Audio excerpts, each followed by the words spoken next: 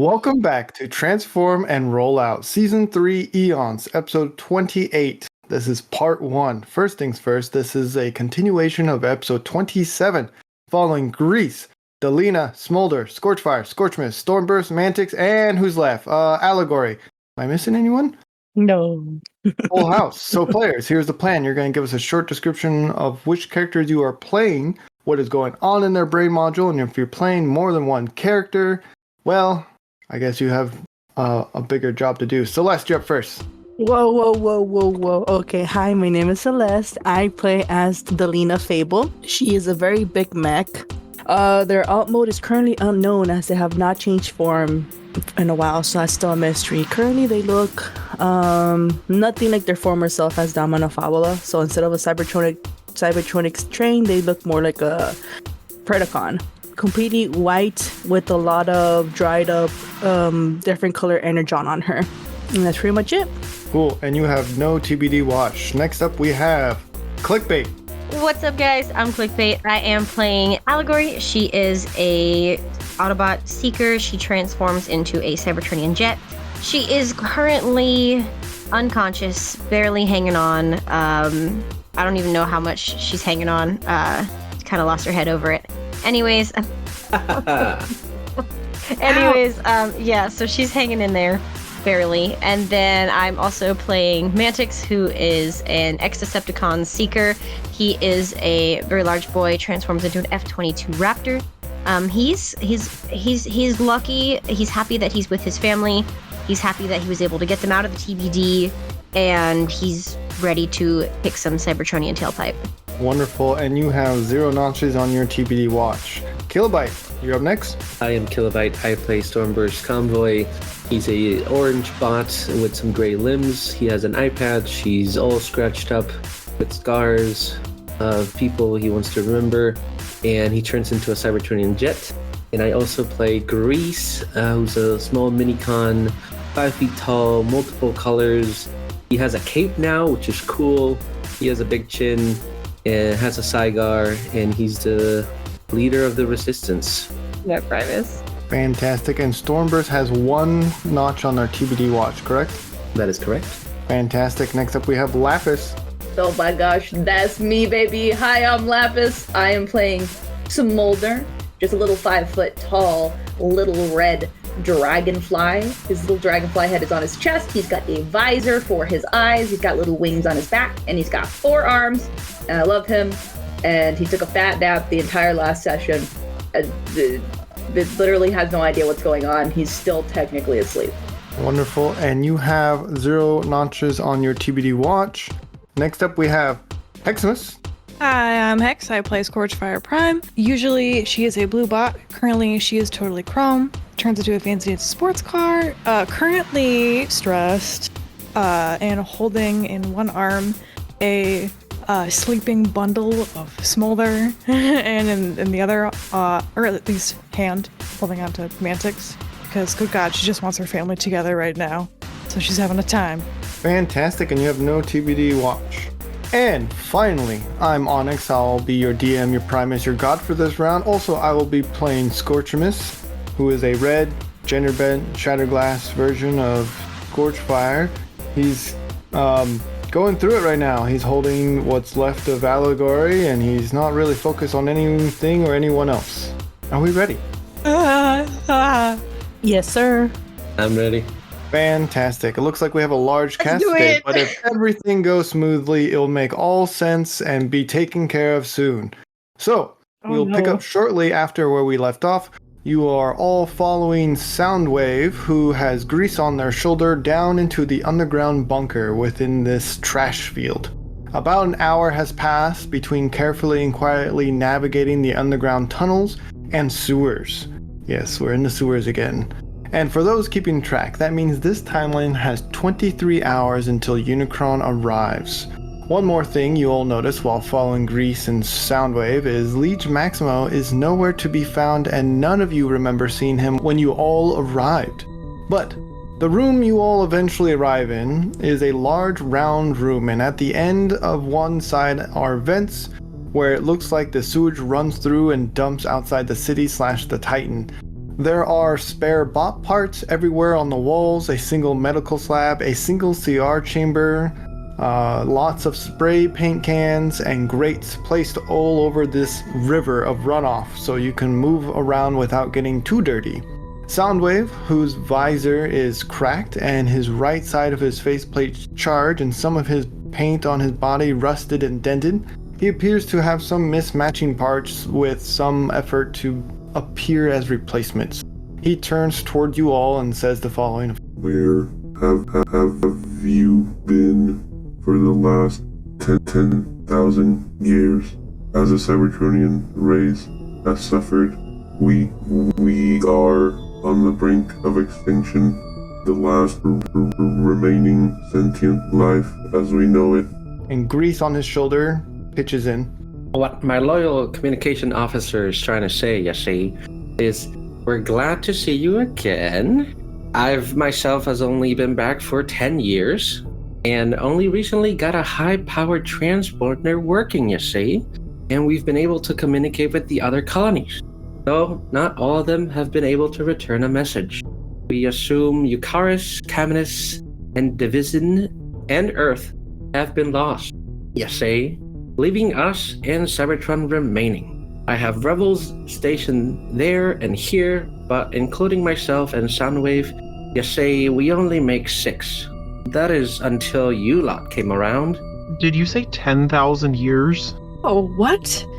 Who are you rebelling against? The Swoops, they're attacking from Unicron. 10,000 years. They said that they would stop the flow of time here.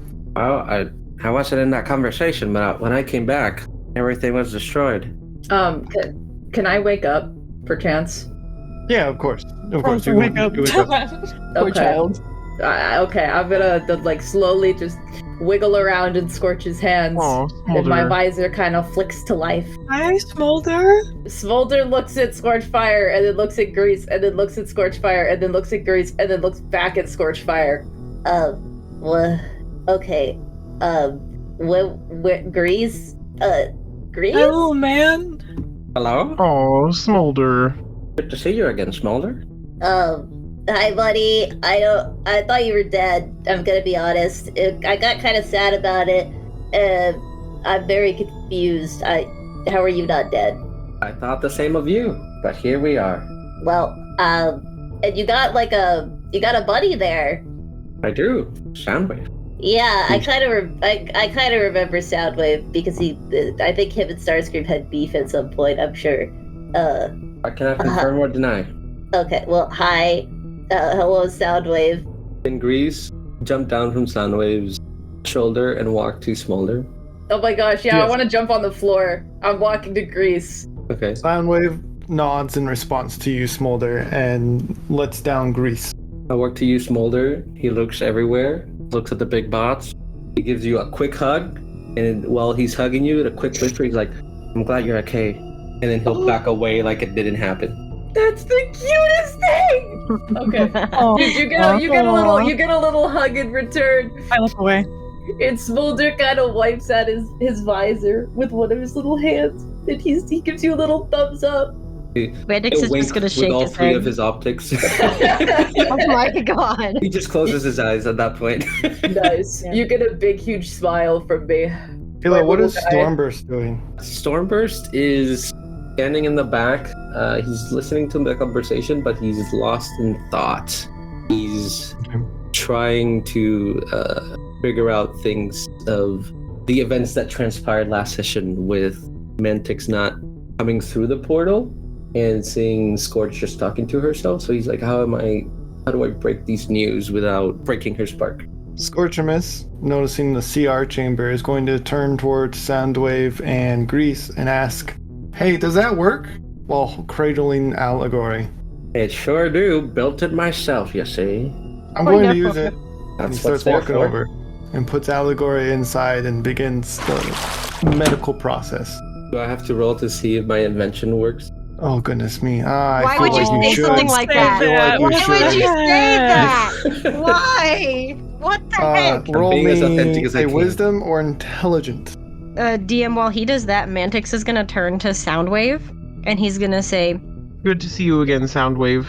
Did you say there's only 6 of you running the resistance on this planet? You rolled a 7. 7? Oh my goodness. Okay. Wait. He has inspiration. Can I use it? His inspiration. Yeah, you can use it. That's okay. Soundwave seems to be just looking at Scorchfire and is like, can't believe that you're alive, Scorchfire.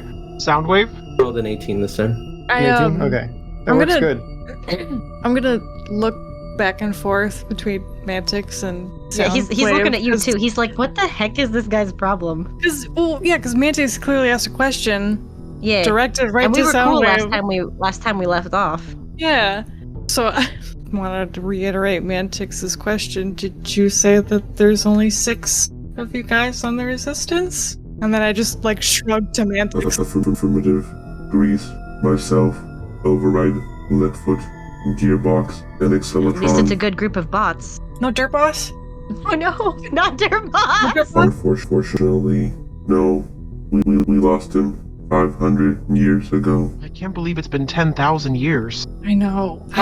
Time was gonna stop. The TBD said that they would stop. That they would stop the timeline so exactly this wouldn't happen. Did they just lie?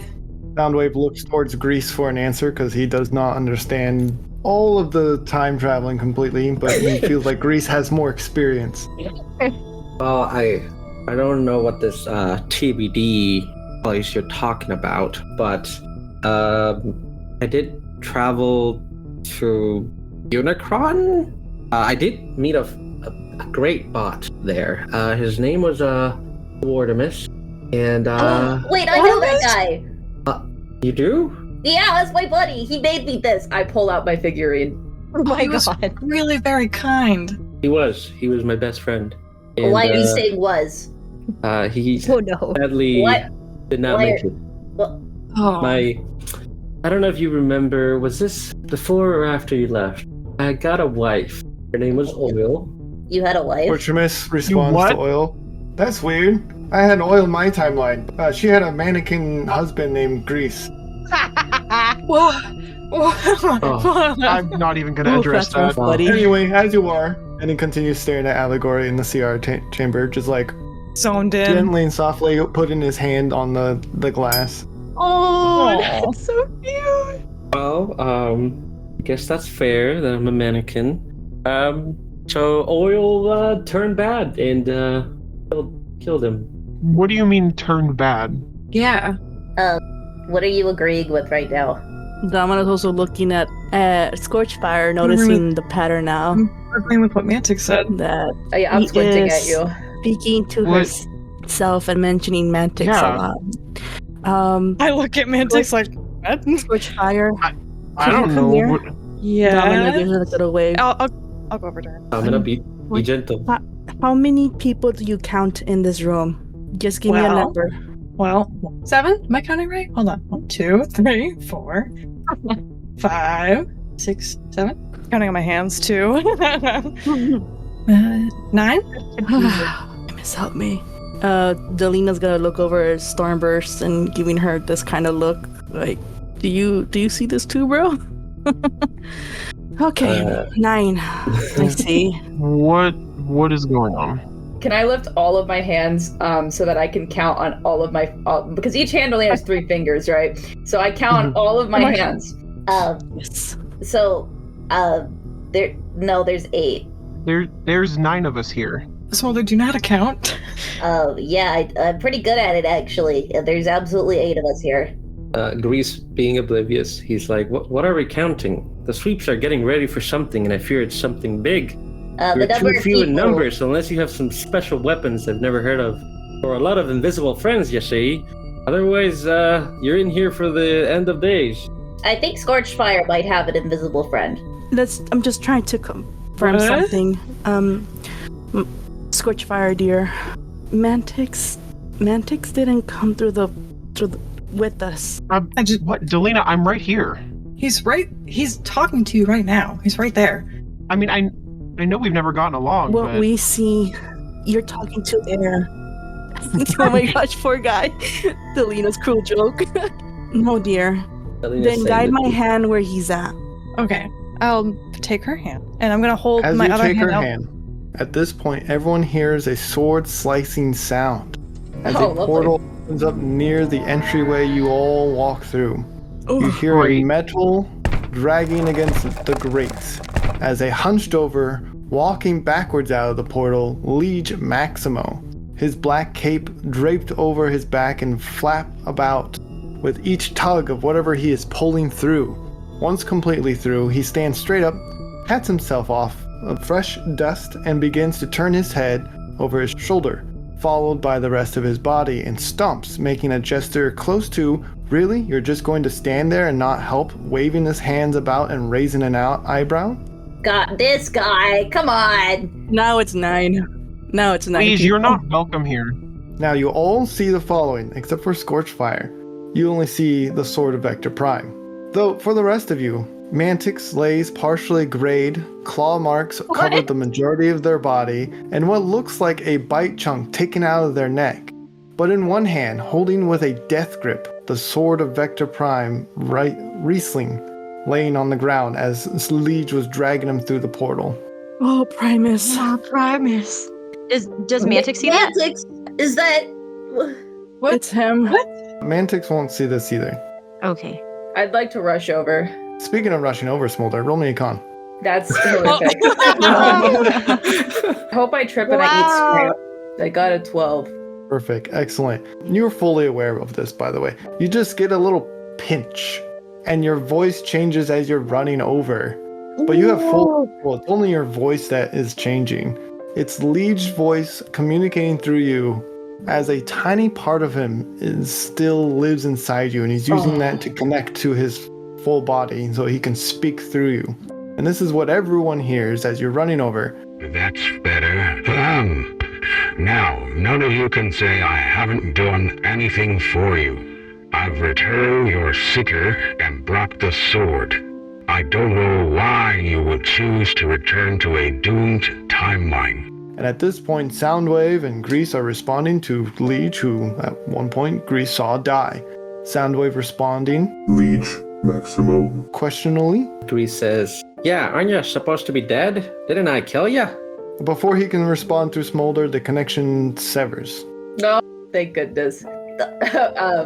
Okay, well, I don't actually say anything. I do just kind of like skid onto my knees to go like be next to Mantix and grab his hand and just like hold it and like look and see if I can do anything to help. Are you holding the hand that's not holding the sword? Yes, I am holding the hand that is not holding the sword. The sword. Scorchfire and Mantix, you don't see him touching anything? He's like next to the sword but not touching it. Mantix is gonna be okay, don't worry. I think I have some Energon packs. I would like to pull one out. I want to use the Energon pack. Smolder, I'm right here. Baby. It's okay, I'm right here. I don't respond. Scorchfire, what is he okay? Scorchfire, is he okay? Did you drop him on his head? Oh, I don't know. Do you? What do you see? I just see Riesling, which I had before. I don't know where that went. I probably dropped it on my way through. I blacked out. Oh, okay. She kind of puts a hand on her head. This is a lot.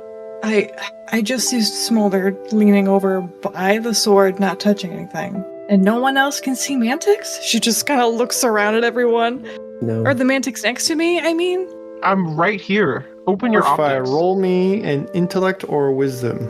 No, Scorch. He never came through the portal. What are you talking about, Stormburst? I'm right here. Guys, he's right here. We need help. I don't know if he's gonna make it. Come on, please help. Smolder, calm down. What is with you guys? Can Delina go over next to Smolder and just like pat his head? Mm-hmm. Okay, so Delina's now next to I got a Smolder. 10. It's gonna be okay, dear. We'll Scorchfire's figure still something confused. out. Scorch, what's going on? I don't know. I want to hold Mantix's hand.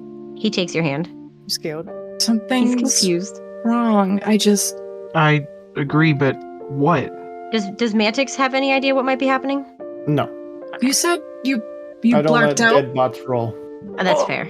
Wait, Oh, Wait. shit. Because they float. While you're doing that, Liege is making gestures as like he is trying to get someone's help to pry the sword out of the death grip of the grade mantics on the Scorchfire, do floor. not let him get near that sword. Can Delina roll something? Strength? Alina can. Roll me a strength. Okay. It's 1d20 plus 1. Reese wants to go to Smolder and try to help any way he can, but I'd like to use one of my bottles of Energon to try and... Just gonna try to take the sword, but not give it to Liege. Okay. Alright. Sorry, Mantix. Scorchfire, whatever's happening, don't let Liege get a hold of the sword. 16. I promise I won't. You're able to pry the sword of Vector Prime out of Mantix's death grip. Smolder, you're trying to use this bottle of Energon, but it's not taking hold. Like it's leaking as fast as you're trying to pour it in. Oh, no. Okay. Smolder is like, he's Go ahead starting and to mark cry. down that you used one of those bottles. He is starting to cry. He is starting to just panic and put his hands over Mantix, and he's trying to like keep the Energon in Mantix, and it's not working. It's just all spilling out in between his fingers, and he is hyperventilating. Soundwave comes forward and picks up Mantix with ease, unlike Liege. Liege is not a strong boy. Soundwave, however, can pick up Mantix and is taking them to the one medical slab and lays them down gently. Scorchfire, as you're seeing this, you're like, why is he bending over, picking something up, and walking over, and then there's nothing in his hand? So go ahead and roll me another wisdom or intellect. Yeah, why is he miming? Did he pick that up recently? He got really good at that. Now we're the crazy ones. What is going on? he's mind wave now. Scorchfire's eyes. Ooh, I got a dirty 20. The dirty 20. It's slowly coming into focus. At first, you see nothing, but as he walks past you, you see Mantix laying in Soundwave's hands as he's being carried over, but you still see the other Mantix. Oh.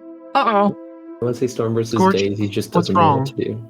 Now that Soundwave is like moving Mantix, I am like running after Soundwave. Like my little hand is attached to Soundwave's leg because I'm watching and I'm right there. I want to make sure I am there for all of this. Scorch, what's going on? I turn to Mantix and I take his hand, tears in my eyes. You said you had blacked out before coming through? Yeah, the last thing I remember before coming through the portal is I don't even remember coming through the portal. I remember standing in the TBD, knowing that no matter what happened, I was doing it for you guys, for my family. Mantix, I don't know if you did go through the portal. What do you mean? I'm here. I can see you. I can feel your hand. You are here, Mantix, but something must have happened. You must have been gravely hurt. And she, like, her gaze just looks over to the table. I don't know. I don't remember what happened, Scorch. I promised you. I promised you I would see you on the other side. I promised you I would be here with you always. And I'm here. Well, of course you kept your promise. And she walks over to the table with him, still holding it, and then holds the other Mantix's hand. The grade physical one? man? Yeah, the physical. Yeah. Let's now from this forward call one ghost and one physical. Cool. Oh no. Ooh. That was getting tough. Okay, listen, man, if you're gonna haunt me, make sure it's funny, all right? Somebody called him a phantom. Yeah, we gotta get the Ghostbusters. He's a phantom. Stormburst is just kind of stunned, so he just doesn't know what to do. Too many things at once, and just it's kind of something difficult to tell somebody. And then Grease is gonna move towards the slab. He's gonna do a quick hug on Scorch, just like he did for Smolder, and then he's gonna get on top and kind of pat Mantix because can't really reach for a hug. And then he'll turn around and look at Delina and be like, can that sword help us in any way? I know there's a lot happening here, but we only have a few hours before we all die. So if that can help us, it'd be good to know, you see. I pray it does. It is the sword of Vector Prime. It was what Mantix used to get us out of that infested EVA location earlier. Yes, the sword can do a few things. No one can hear Ghost Mantic, so you're going to have to tell Scorchfire to translate or something. He still hasn't figured out that nobody else can hear him. But for now, the plan is to keep this away from somebody else. So I'll keep it next to me in honor of Mantix and keeping my promise to keep his family safe. Is it possible to be used, I don't know, mass an army? Smolder, roll a con. Why would you say that to me? Oh my goodness. I'm just Or you can allow it here. to happen. It's up to you. No, I'm gonna roll. Roll a con. Fighting to the Scorchfire, end. are you sure that something happened? I got a 22. All right, as you were. Okay. I'm violently sobbing. You feel the tingle of Leech trying to communicate something through you, but he's not enough. I'll flip a hairball You just see him in instead. the corner, just stomping the ground, all angry. He's like, I wanted to say something. He right on. crosses his arms and just like He's going drop temper it. How dare you? I'm busy right now, alright? I'm grieving. My father's dead. I'm sobbing, and I'm gripping Soundwave's leg, and I want to see my dad, but he's Smolder. dead, and I don't know. Smolder, it's okay. I'm right here. Mantix. Oh, what happened to him? I don't understand. He was just here a minute ago. Scorch, what's What going happened? on? Why is Smolder so Soundwave, upset? Can you fix him? Mantix, I don't quite know how to say this. Think you're dying. What? Why? No Why do you one say can- that? No one else can hear or see you. That's why Soundwave wasn't responding to any of your questions. That's why no one was responding to your questions. To anything. Solus Prime. No. Smolder, you can't see me? No one else can see me? Scorch.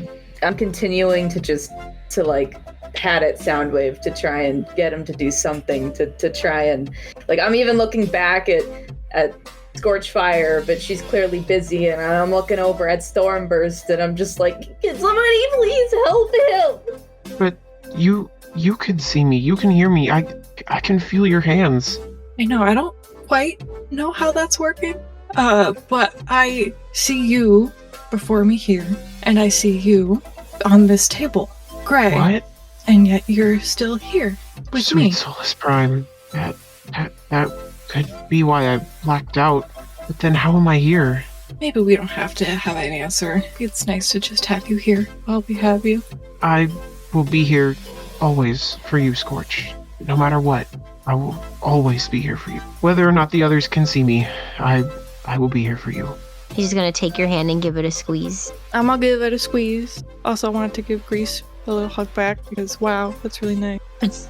And rub Smolder's back and say, Mantix, I know it seems crazy, but Mantix says he's here for you. I can see his physical form, I think. DM, I still don't see the body on the table, right? I say you saw it as soon as Scorchfire saw it. That looks problematic. What can we do? Could use the hammer again? Certainly doesn't hurt to use a prime weapon. I mean, I probably can't get any deader than no one else being able to see. But it's worth a shot. I'm gonna bonk his body with the hammer. Now bonk. Just a gentle little bonk. Roll me a saving throw. Oh boy. Well, she's getting the hammer I'm gonna ready cry, to bump. guys.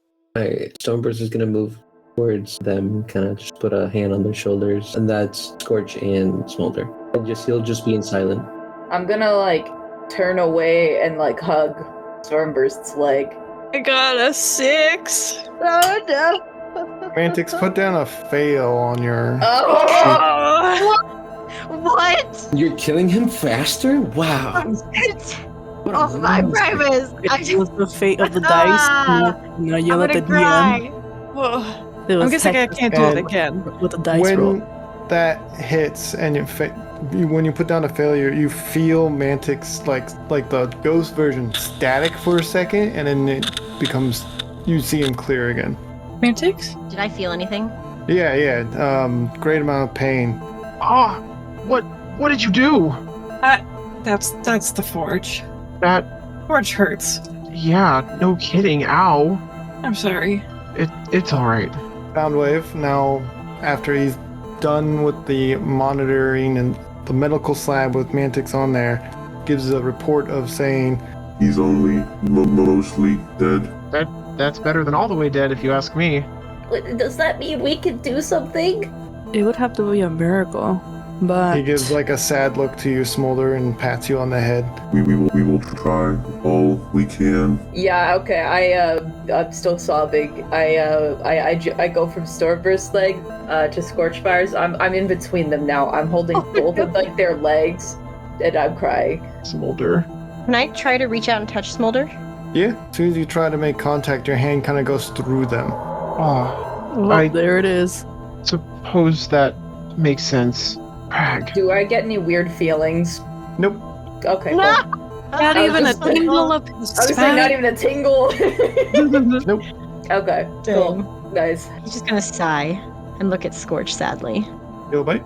While this is happening, Grease is gonna get one of those little stool chairs that have the little wheels that you do for like fixing cars, and he'll like jump on it like surfing, and he'll move towards Delina to look at the sword and just kind of see if we can figure out what it does, and he'll try to kind of ask to examine it and kind of play with it. Celeste, do you have a response? From what I know I've seen from this sword, it can open other windows or portals, but I do not know how this can be controlled. I do not know if the side effects of this affects one's spark, seeing how I have a whole different way how I travel. Delina points at Scorchfire and the group. They have a whole different way how they travel. From what I know, the TBD has fallen, and it could be the reason why, from what I'm hearing, why they couldn't keep the promise to keep this timeline safe. So this is a big gamble, how we can use this sword. It could depend who you want to bring, and we could try to focus it on that, but... Leech shifting his hips to the side. Smolder, roll me a con. Smolder. Oh my gosh. Okay. Honestly, if it wasn't for the fact that I'm sobbing violently right now, I would just let Leash speak. But that's going against Smolder. I guess that might be a disadvantage there. Oh yeah, you're crying. Maybe you're not focused too much. Oh, okay. You want me to roll a disadvantage? Yeah. Oh my goodness. Thank you, other DM. You're welcome. That's what I'm here for. I got an 18 with disadvantage. All right, your crying is too loud. I'm sorry, Leash. I'm sorry. He doesn't like it. Leech, getting more frustrated, kind of like just looks at his nails for a second and like hand gestures like for the sword, like he's going like not serious, but like kind of wants to show you in response to what Lena was saying, and to kind of answer Grease. Over my dead body. You're not gonna touch this thing. Well, we're gonna be dead here soon if we don't come up with a plan. Well, he did save us once from that jail place, and then he did come back with the sword, but I've been backstabbed too many times. Look, if we get backstabbed again, we're all dead. It doesn't matter at this point. It's the end of the world. Fine. Like, Antics, I'm sorry. just saying facts. You see, I've been through a lot too, and it's the end of the world. So if we're just gonna fight each other here, just might as well do it. If we're not, then we gotta come up with a plan, you see? True. I'm sorry, Mantix. I do wish I could go back home too. Fine. Come here, Liege. Sorry, little guy. If you could just help me keep an eye on him. He reaches a hand out. Will do. Reese would like to sit on his little stool as it spins to see what Leech is gonna do. Okay. Delina... Sorry, Mantix. Delina's going to hand over the sword, because, as mentioned, he's probably the only one. He's the only one who knows how to use it properly. Leech holding the sword. Scorch, what? Mantix. We can't let him have the sword. Simply rolls his optics, flicks his wrists nonchalantly, like it's with ease, like he's familiar with it. It is his brother's sword, of course, and opens a portal almost immediately. I hate him so much. I'm so upset right now. So we can. Interesting. And then he just twists his wrist and the portal closes. Alright, Liege. Is it a prime that has to use this sword? Or is it because your spark is different? His brows furl, because he's not quite sure how to answer yes or no to a two-option question. One or two. Sorry. One or two. One or two. So she puts her finger out. Prime or spark? for him to choose which hand. First he does a 1, then he does a 2. Damn. Is it that 1% It's spark? both. Yes, sir. Yeah. He points to Grease and gives a nod. You're doing I great, knew I Grace. could do this. He crosses his arms and he's proud of himself, even though Leech just gave the answer. So that's why the side effect on Mantix, perhaps. Delina's just mumbling to herself now instead, just thinking. Sorry, guys. I'm gonna squint at Mantix. What? I told you not to do anything reckless. And since when has any one of us ever listened to that? It kind of comes with the territory. Besides, I've been your bodyguard for millennia now, Scorch. I'm not gonna not do something reckless and risk you getting hurt. Still squinting at him. Don't look at me like that. You know you would have done the same thing if you had the sword. Okay, you're right. Scorchamus, like every once in a while, turning his head to look at Scorchfire, talk to no one, and then back to that, like looks back at Allegory, and then it's like gently taps the glass, and then walks to the group, and it says, "All right, so we're all gonna die here soon. What's our plan of action here, Mantix?" He looks at dead Mantix. I miss you, buddy. I burst into tears again. Mantix sighs. Mantix is just like, Oh, for the love of Primus, this is... Why does Primus always have to take the hot If secrets? I was alive right now, Scorchamus, I would smack you. Get off my man! There's a time and place for that, Scorchamus. Time and He's place. dead. Stop messing him up. I'm supposed to smack you. Don't touch He the just looks corpse, at please. the medical slab, looks at the CR chamber. Look, am I wrong? Listen, man, No, you're my dad. Don't. That's true. I died in the first season. so- Look, we don't have a Shine. type. It's just a Shine. coincidence. Hmm. The wings, man. It's the wings. Orca's face is just blue. Stormburst is gonna speak up and be like, Fortunatus is right. I know this is hard, and we can be here and remember him and die, because we're just gonna get attacked by sweeps and Unicron. I think I Or want we to do that can, one. Stand up and rise and hopefully defeat this, and then we can keep remembering him for many years. Listen, nobody judged me, but this was what I had to do when I fought the Quintessence where I came from. Before any judgment, too. They did not agree to give up, so I had to do this last tactic. The only time I did it, we opened a portal and we sliced their core planet in half. So, what if we could open a portal inside Unicron and the spark, take half the spark and cut it in half in another dimension? That That- actually sounds like a That's really an good interesting idea. plan. That, I yeah. kind of actually like that.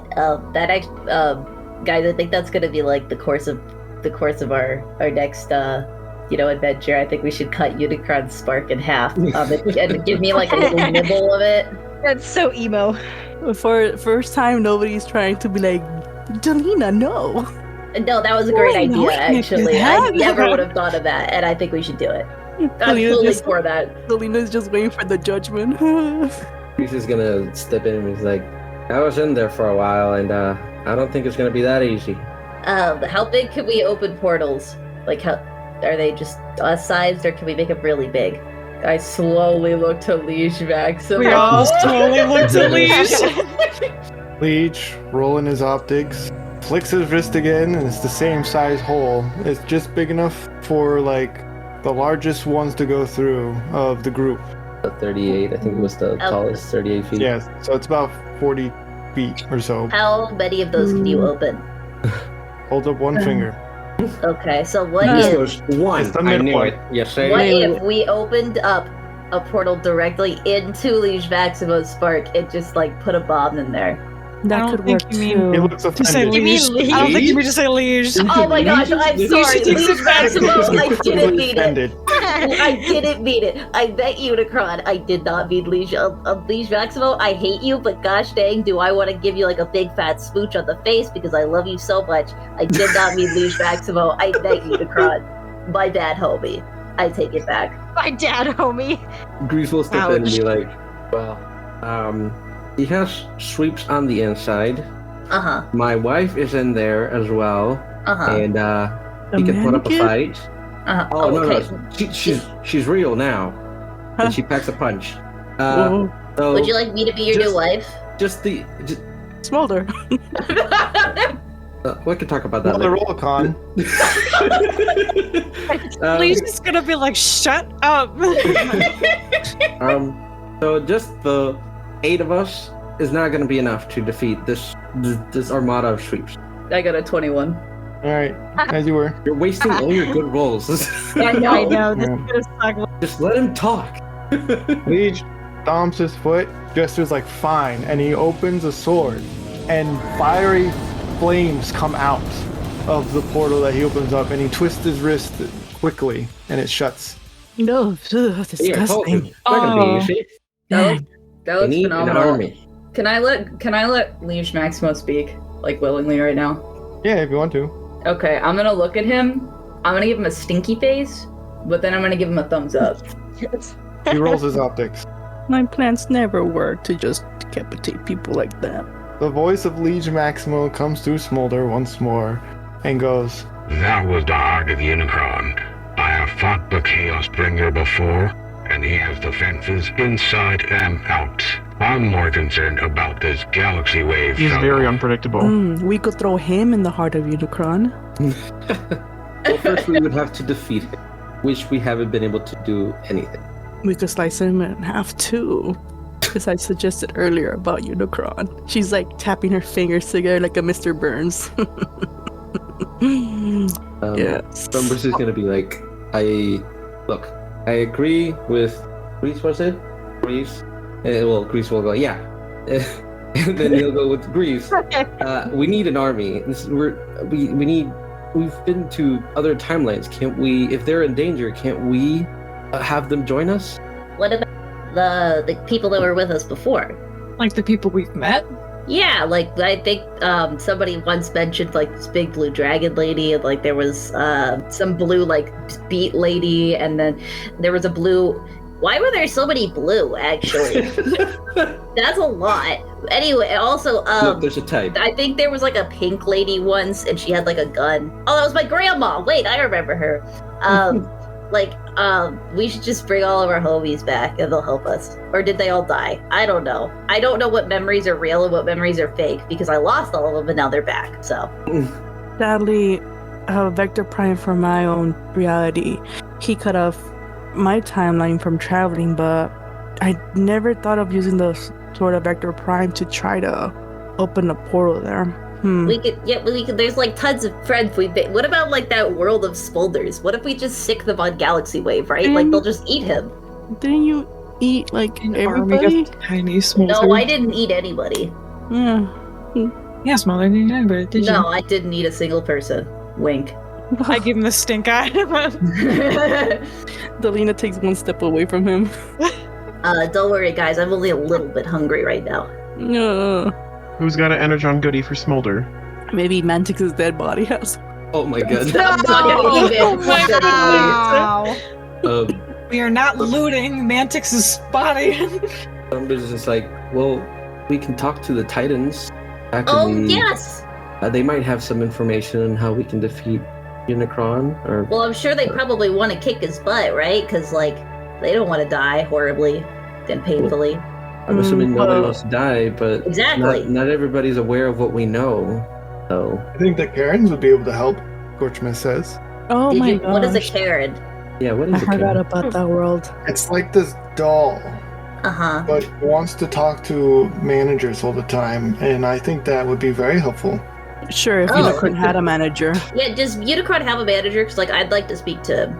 Is Unicron the manager? I think Unicron No. is his own manager. I think Yeah. he's the CEO.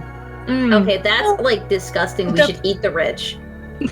Definitely some embezzlement fraud going on there.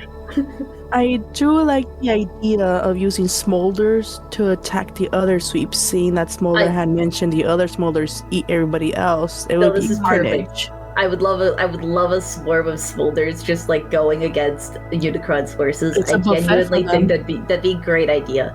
Gorge, that sounds very unpredictable, and like we will definitely not be able to control the eventual outcome of that. Soundwave gives Grease a nod and interrupts and says, Based on on power levels, the teams should be divided as the following: Stormburst, Delina, and Smolder are Team 1, and our 2 primes should be able to handle themselves as Team 2. Since it appears we only have one method of traversing the multiverse, Leech will remain here and operate Whistling. Inform him on where you would like to go, and you will only have 2 hours to complete your task. And when the time expires, he will open a portal at the same location he dropped you off at. Grease answers and says, I approve of that, Soundwave. You see, we have a home to defend. I wish you good luck, and may Primus save our sparks. Yes, see. Also, you might want to try and give Liege Maximo like a voice at some point, because I think it'd probably be helpful if he didn't speak through me, but like we could all just talk and yeah. I can try to look in the junk pile. Mantix is gonna laugh. I was gonna say, I glance at Mantix's dead body. Wonder why he can't speak. Oh my Scorch. Mantix is laughing. Mulder's looking at Mantix's dead body that has a chunk missing in its neck. Dude, rest in Wow. peace to Mantix's throat. That's so mean. Mantix said that that's mean. Mantix got Mantix when he died. I guess he's not dead. Halfway dead. Yeah, don't say he's dead. What's wrong with you? I'm only mostly dead. Yeah. Smolder. You mean this carcass on this table? Oh no! Make you a carcass on the table. I think my team should go to Smolder World. Scorch, I'm going with you.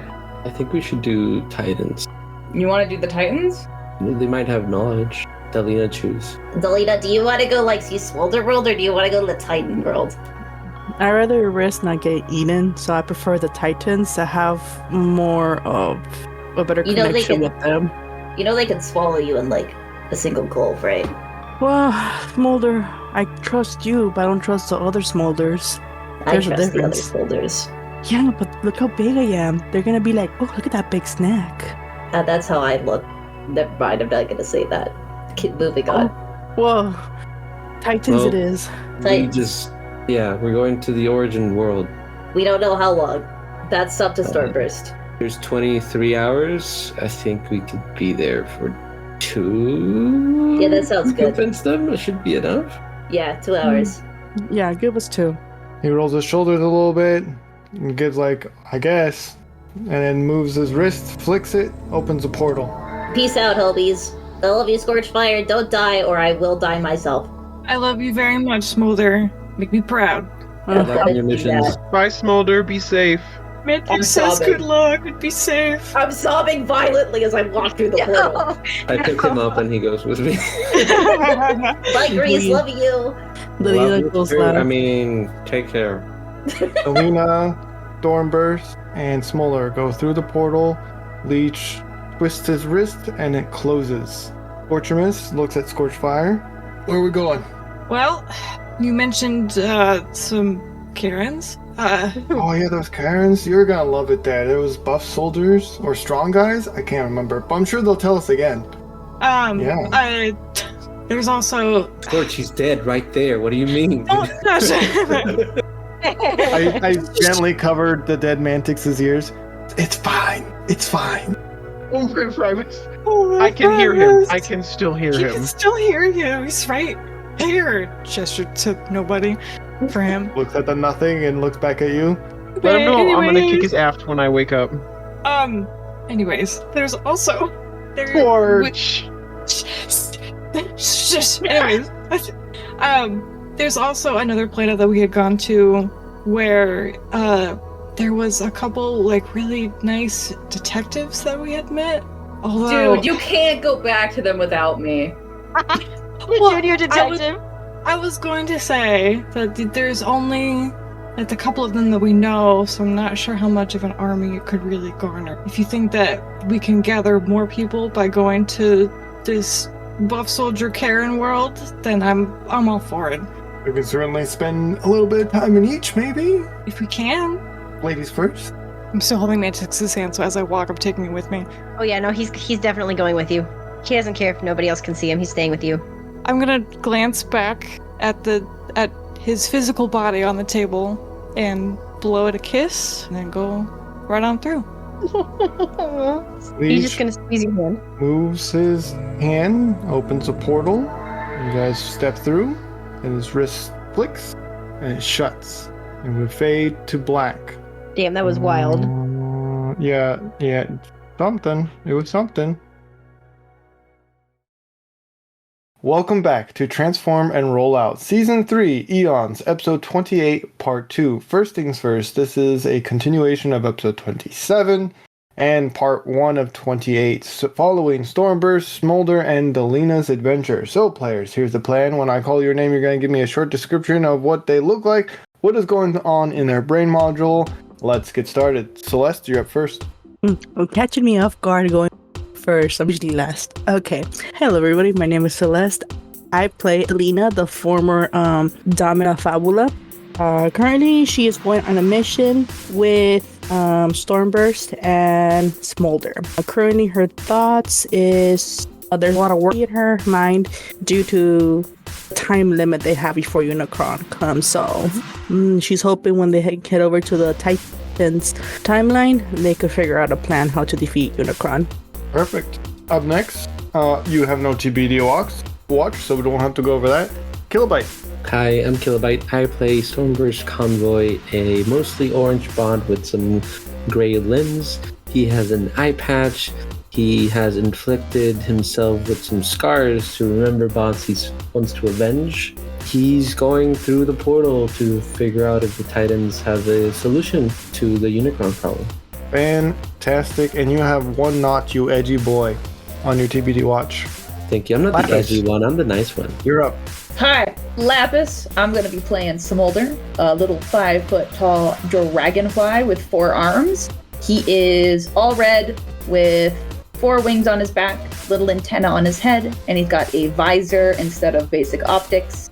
And he is, kind of devastated that his dad is just dead. Vantix did not make it. Mostly dead, yes. Mostly dead. And he's also kind of sad that they're not going to Smolder World, even though the last time he was there it was horrific. So, no thoughts, head empty. I think that's a reoccurring intro for Smolder. I like that. And you have 0 notches on your TBD watch, and stay tuned for whatever else you dream of. That's horrific. So thank you. Whoever decided where we were going, you just said the origin world, right? You didn't say specify where, correct? That is correct. Thank you. I appreciate it. Thank you. No ominous at all. So, You arrive on the surface of a beautiful, pristine Cybertron with massive titans roaming around. One, you, Stormburst, and Smolder recognize as Metro Titan. Just like before, one of their hands appears to have several small holes or scrapes or marks. They seem closest. Others in your vision are Tempo, who look like they're looking off into the stars, and the other remaining Titans, Emissary, Prion, Division, Navitas, Quintessa, Metroplex, all wander the great plains of Cybertron. Just like before, only the male Titans of the 13 Primes seem to be present. All other gendered Titans are missing, and you've been told they're been missing for a while. What would you like to do? So which of these Titans did we want to actually talk to? Because there's a lot of them, and we're kind of homies with a couple of them, and some of them we've never spoken to. What about Tempo? We like Tempo, don't we? Yeah, that's the one I was thinking. We can meet Tempo and see if he has any prophecies to tell us. What about also this homie in front of us? I'm pointing out, which one was it? Metro Titan? Metro Titan was the last one both you, Stormburst, and Smolder last talked to. Yeah, okay. The long riddles and stuff. Was that not Tempo? No, Tempo. Tempo was the slow talker. And Tempo's looking at the stars right now. Where the gate was. That's right, okay. Yeah. So it was Metro that gave us the prophecy. So probably Metro Titan. So probably Metro Titan. Metro Titan or Tempo. One of those two, because I don't know any of these other guys. They're just there. Alright, let's go talk to Metro Titan, guys. Go on. Okay. I follow. I'm waddling. Actually, I lied. I'm Smolder scampering. keeping up? Can Smolder keep up? is fluttering every once in a while to keep up. Oh, okay. I am scuttling across the floor on all sixes, okay? Oh yeah, 6. All I forgot. sixes? Even better. I like it. It just looks Even like better. Stitch. Stitch Perfect. just running around. Yeah, Stitch. You arrive to the feet of Metro Titan, whose feet is covered in moss and greenery. One of their hands, like said before, looks like it's been messed up or bitten or something. Something got to it. And they turn their head towards you very slowly and they look down. I wave. Hi, Metro Titan. We have some things we want to talk to you about. I'm screaming at full volume. Just a little Perfect. faint voice. Like I've got like my hands cupped over my mouth and I'm just screaming as loud as I can. Right. You think you can actually hear us from all the way up there? Yes, I do. Alright, so Metro We can always fly up, and he does take a while to respond. So it'll take him. Okay, let's ask him like 800 questions now, and then he'll respond at the same time. Alright, Stormburst, start filling him in. No.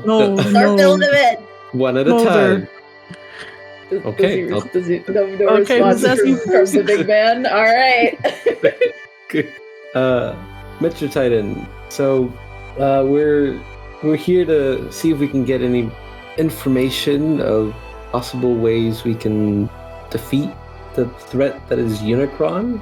We're down to our last remaining hours, and we need to find something. If not, the timelines and the worlds are gone. Do you think you could fight Unicron? Like, if we got all the Titans together, could you guys beat him up? Because you guys are really big. Also, how has your day been? Also, I'm like scampering. I'm scampering up his leg. I'm like climbing now.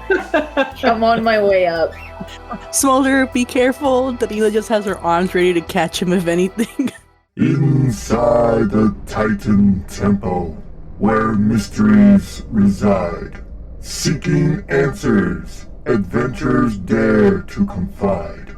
So journey forth, and be wary, seeker, without delay. For within Tempo's embrace, answers hold sway. Okay, so we gotta talk to Tempo, but like, Metro Titans, you gotta answer, man. How's your day going? Underneath a sky so blue, a good day dawns, promises of true. Oh, I'm so glad to hear that. I'm scuttling down his leg again. For in the end, the dragonflies may soar, but they won't ruin the day's rapport. Yeah, man, I don't plan on ruining your day. Don't you worry. Oh, He said dragonflies. Yeah, that's me. something Oh, is clicking there- in there's just Dalila's one. ears. Oh, maybe he's referencing the trillions of other smolders on that wonderfully horrible planet. Well, that was a bit cryptic in the end. We could ask Tempo about that too. What do you think, Stormburst? Yeah, that's how Metro Titans gives us information. It's all riddle, and it's our job to decipher it. So I guess Temple might hold some more secrets. Just be wary of them. Shall we I've make been our way around a there? few Titans. Oh, sorry. I've been around a few Titans too, but these are very different from what I'm accustomed to. As mentioned, I don't even know half of these or even heard the name of these. I don't even recall how even Tempo looks like either. Big. The one who was just named. Yeah, he's massive. That's how he looks. Well, good thing we're gonna go talk to him right now. Shall we go? Away we go. And I'm pointing off to Tempo. I'll wave to Metro Titan and say thank you for the wise words, and then we'll make His our way. hand slowly raises, and he's staring at it at the same time as he's looking towards you, and he slowly moves it back and forth. Bye, Metro Titan. Love you. Talk to you later. Selena gives away You back. begin your journey to Tempo, who is staring off into the stars, a purple and white with some gold accents Titan, who kind of looks similar to how Vector Prime would look, but Titan-esque form. You get there. You arrive just below his feet, because I don't think anyone mentioned anything about transforming and turning into jet mode. It takes a while, but you get there. What do you do? Well, I hope that wasn't 2 hours. Because that's the only thing we have. Oh, that's right. We Oh did my set a time gosh, the limit. time limit. Oh, big brain didn't work today. Once we get there, I like hop down from Stormburst's shoulder and I like pat Tempo's foot with my hand and I look up at him. And I'm like, "Hi, Tempo. We have some questions."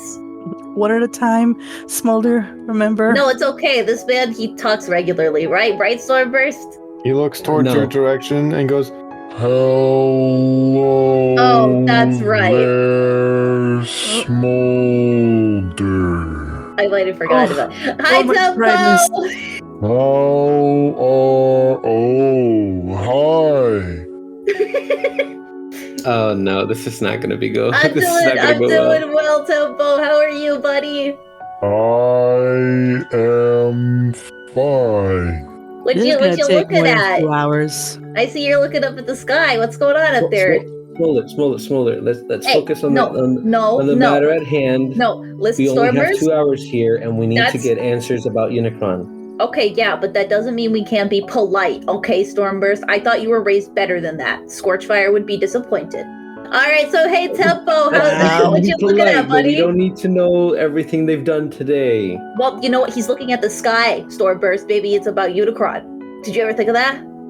Did you ask him about this? You were asking about other I things. just asked about the sky! You interrupted me! Are you here like Era and Historius? What? That Oh, was- they were here? What did they ask? Yes. I didn't know they were here. Let me show you. and his giant hand comes burling down into the ground as if he's asking you to climb into it. I scuttle in immediately. I get in. Easy goes. I hope when he pulls us up, we catch on fire because of like the gravity. Oh we my- get like launched back my and we just goodness. catch on fire. He lifts it up. Roll me a strength. Wait, Wait, what? who roll you a strength? Everybody? Everyone, yeah. Oh, sorry, no. sorry, guys. Why did you do this to us? Because it's funny. I'm sorry. Wow, I got a 2. I got a dirty stinky 20. 21. Oh, Ooh. that was a Ooh. nat Natural 20. So, Delina, you're fine. You can withstand this sudden jolts of speed. Smolder, you're holding on. You're doing great. Stormburst, you weren't expecting it. You weren't expecting the sudden jolt. Your legs give out and you fall. Oh. And you're just like flat on the ground, like, you know how in those cartoons when speed and wind is hitting them in the face? That's kind of how it looks like to you. So sorry. Delina cannot help but like look and giggle. I know. Smolder is cackling like a madman. Teacher that's scared of flying. He lifts you up and he puts you into his chest, which is the same room you were all in before when you went on missions from Historius and the Nameless One, which is like the centerpiece of his chest, which is a giant white room filled with dust, trash, and debris. Purple and gold lines decorate the interior, similar to how Vector Prime looked, but, you know, just the colors, really. Over on one wall, you see old-fashioned TV monitors, those big bulbous ones, organized in a similar fashion as the TBD headquarters. Those of you who have TBD watches, they are going ding and they're still stating that you are on the 1_A origin world. One thing to note, however, because I feel like this would stand out, very importantly, all the monitors seem to be monitoring different points in time about Unicron.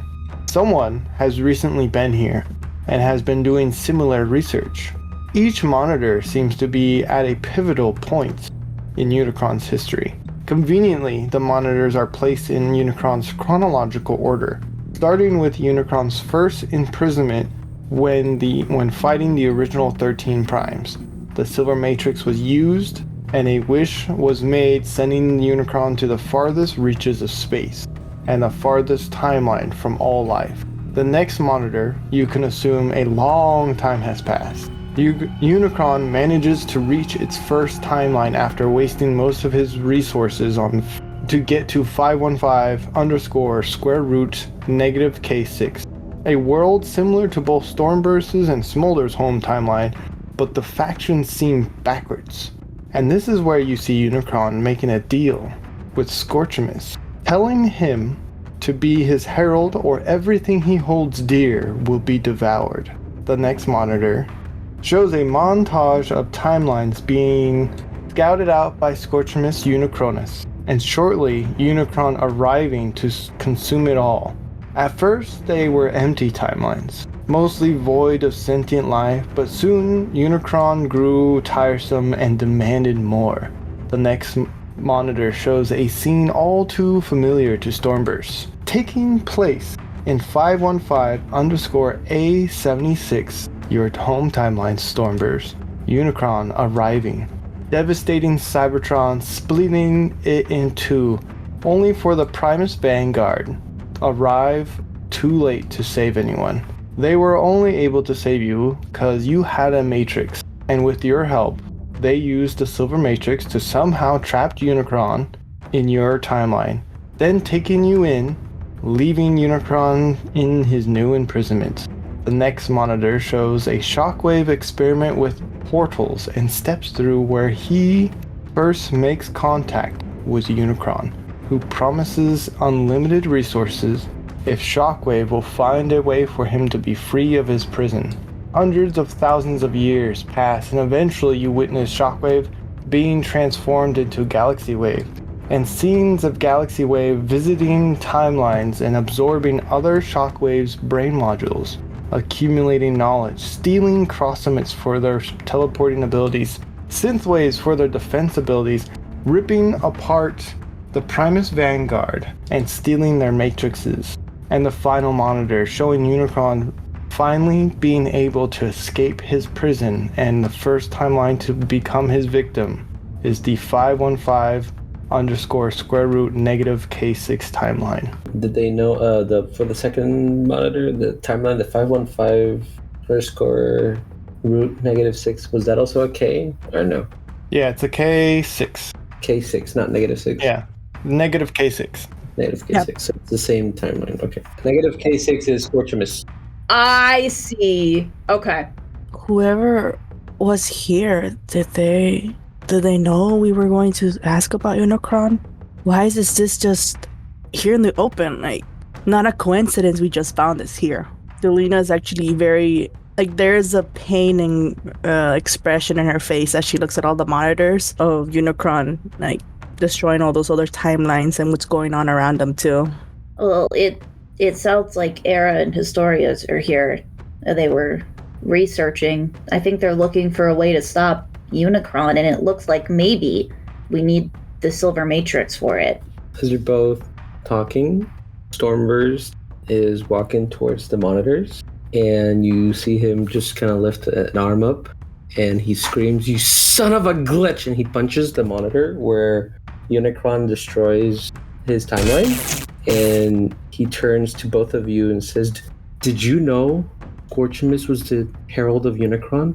No. Danila looks at Smolder, like shaking her head at him, like, I don't know. I haven't spent much time with Scorchimus. I had no idea. I just know he was responsible for stealing her TBD watch and keeping her trapped there for a long time, but other than that, no. Sorry, we should have been more careful with him, but with everything that's going on, just knowing that somebody knows what's going on with the timeline, we're just trying to get all the help we can get.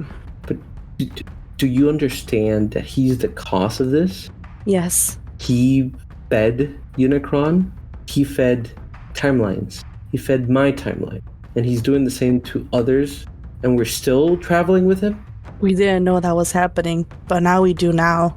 Question is, why is he traveling with us now? Oh, it clicks into her gears that many times he's disappeared on her too. Has he been going behind our backs then when we keep, quote unquote, losing him? Air fingers. At this point, anything is possible. We need to warn Scorchfire. Yeah, that's probably why the enemy is one step ahead. He might be giving them information. Been feeding them information. That's the only way he knew. That's the only way how Galaxy Wave knew about my Matrix. I never met him before when we were in that timeline with Starscream. Well, we should try and hurry then, so we can make sure we can warn Scorchfire. True. Yeah, I have some words I gotta talk with Scorchimus about. He clenches his fist. Smolder goes up to Stormburst and just kind of like puts his hand on Stormburst's leg as like a supportive kind of gesture. Don't worry, Stormburst. We'll get it figured out. Thank you, Smolder. But Is there any way they could take like a copy of the feed, especially of Scorchimus? Sure. Okay, because I do know Lamina has her communicator. I just want to be sure I don't want to abuse that power of it too. It's just like just tell me how you want to record it. burn it on a floppy disk. Yeah, because we just Most got reliable those. source. Burn You know what? Transcribe it on a rock. There we go. Get the golden disc and put it on. Back in my days. Back So in just my tell me how you days. want it, and that's how it'll be. I'll pull out a flash drive. Yeah. So let's, okay, I get it now. So Delina's gonna go make a copy, and she clicks her tongue. Damn, I forgot in this body I don't have my upgrades. Does It's anybody have anything to take this as evidence of what Scorchimus has done? Yeah, I should have a something in here. Let me just dig around. I dig around and I pull out my flash drive that I have in fact used multiple times in the past, and I hand it over. It's canon. Don't go back and look it up. It's canon. It's not a flash drive. It's a thumb drive because it's in your thumb. Oh, okay. Yeah, I you do go. go ahead and I do hand that over. You do thumb it over. I thumb it over. There you go. Carefully between Delina's fingers, takes it, plays it in, and starts making a copy of it. Thank you, Smolder. Yeah, no problem. Like 4 thumbs up. And that's it. Now then, Stormburst, what's the plan? I'm gonna. He's really angry right now, and but he's trying to kind of focus on the task, and gonna look at Tempo and be like, "Sir, any other information you can give us, Tempo?" I can't. Oh no. And you feel the entire Titan shift and stop. And the front part, the window part of the area room opens up, and you can see all of Cybertron. And you see something way out in the distance, like tiny little dots. It's the Smolders again. Again? Wait. Swam away. Wait, what? Roll Delina perception, looking please. down at Smolder, back at the swarm, back at Smolder, back at the swarm. Oh, Yes. Tommy. Yes, please roll perceptions. oh god, I'm not ready for this, man. I got a 4. 19. What do you mean again, Tempo? What do I have for perception? Oh, thank God. It's your prescription, remember? Prescription. I know. I'm an old lady. 12. Okay. So, Delina and Stormburst will see this. Smolder, you're picking your nose or something. I don't know what you did. Oh. Smolder something. I'm like picking up some garbage off the floor and shoving it in my mouth. Yeah, that sounds about right. A flight of dragonfly, Unicron insects, fly into view and appear to be originating from a stable energy portal floating in the air. A rainbow of different colors of smolders, contradictory to what Tempo just said, smolders. All of them on course for the Titans, all of them hungry. Oh, that's too bad I don't see that. You guys better do something about it. Oh, you know what? I have to do what I have to survive. So, DM, can Delina transform into a smolder? What? That's it. Is that your ability? Let's see. Amalgamous Prime Shapeshifter She turns into a tiny. into a tiny Into a smolder. into a big smolder. Into a big That's smolder. Yeah, yeah. horrible. It's based on your size. Yeah, it's Is based that on. what you want to do? No, might as well. Go for it. Oh, Okay. you scare them. Tempo, what do you mean again? They attacked Metro Titan last Is he not gonna finish that sentence? time. Okay. Okay. Smolder, are these Yeah. the smolders you were talking about? There's Oh. an army of them out the window. Just look, and I'll point at Oh, the yeah. window. Yeah, let me look at that. Look. Oh, look at that. Wow. Yeah, those are the guys from that planet. They have this really catchy tune, you know. So like, that's them. Okay. Would you be able to talk to them? Oh, I don't want to, but Smolder. well, they were mean. Oh, I mean, I guess I could try. I don't think they liked me very much because I didn't want to like feast on a bunch of people with them. So, Well, you did. DM, we're not talking about that. You're right. Scratch that from the record. Thank you. Smolder. Yeah.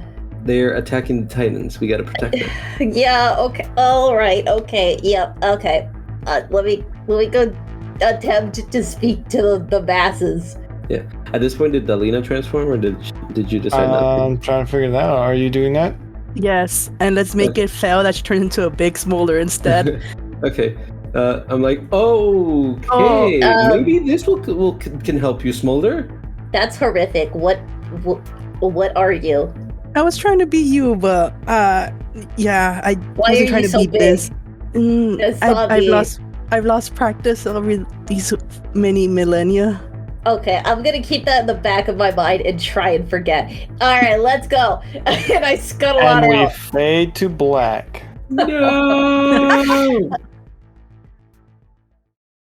Welcome back to Transform and Roll Out Season 3, Eons, Episode 28, Part 3. First things first, this will be a continuation of Episode 27 following Scorchfire, Mantix, and Scorchmas. So players, here's the plan. Give us a short description of what your characters look like and what's going through their brain module, and we'll get started. We'll start with Hexamis. I'm Hex. I play as Scorchfire Prime, a usually blue, currently chrome bot who, speaking of which, is just now realizing that she could have probably taken advantage of some of the paint that was back where they just were. Anyway, currently stressed even more considering the state that Mantix is, but a little hopeful to hopefully gather in art. Nice. Okay, and then you have No Watch. Is that correct? Correct. Clickbait, you're up next. What's up, guys? I'm Clickbait, and I am playing Mantix. He is an ex-Decepticon Seeker. He is big, tall boy, transforms into an F-22 Raptor, and currently he is confused, kind of angry, sad, and a ghost, who I guess is haunting his friends, but only Scorchfire can see him. Ooh. Yeah, and since you're a ghost, you have 0 notches on your TBD watch because you don't have a watch anymore. Wow, just gotta rub that in a little bit, don't ya? Yeah, you have no physical body, so. Thank you for that. And next up, we have Onyx. Hey, I play Scorchamus. He's a gender-bent, shattered glass version of Scorchfire. He's a red sports car who, well, he's definitely had a rough time the last couple episodes, hasn't he? He remembered his love interest and then tried to save them, got their head blown off. Yeah, I was gonna say that blew got right in sad. their face. Yep, thank you for reminding me. Ouch. Ouch. Wow, dude. Damn, this must be payback for when I'm the DM. Found a CR chamber, so hopefully things are looking up. Hopefully. Now he's here. Hopefully find, what was his name? Your friend that was also missing a limb, Johnny. Johnny, that's right, Johnny. Maybe convince Johnny to help. We'll see. And you have 0 notches on your TBD. So to be true. And finally, I am Kilobyte. I'll be your DM, your premise, your god for this round. Are you ready to get started? Yeah. Yes. Cool. So as you go through the portal Leech made, you arrive at a classroom.